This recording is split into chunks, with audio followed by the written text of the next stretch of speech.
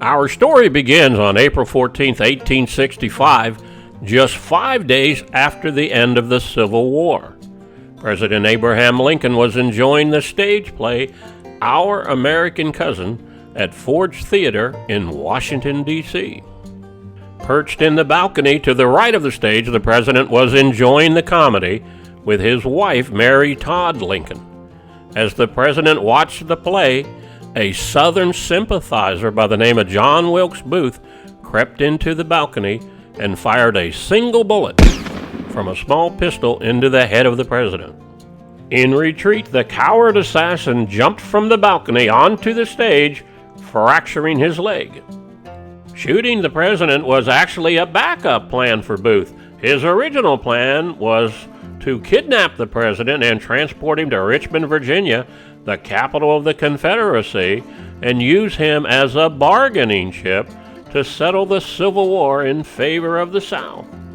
And because Robert E. Lee had surrendered to Grant 5 days earlier, John Wilkes Booth decided to just go ahead and assassinate President Lincoln.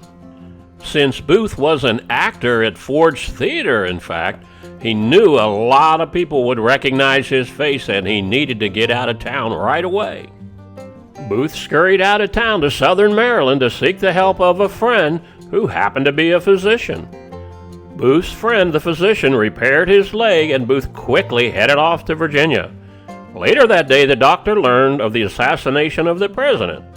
Unfortunately for him, he waited 24 hours to notify the authorities that he had repaired Booth's damaged leg. That error in judgment, along with the fact that he was a Southern sympathizer, caused him to be arrested and found guilty by a military commission of aiding and conspiring in murder. He was sentenced to life in prison. In 1869, he was pardoned and released from prison by President Andrew Johnson. And what was the name of this slave-owning physician who helped John Wilkes Booth? Why, his name was Samuel Alexander Mudd. Since then, the name Mudd has come to represent anyone who's in big trouble.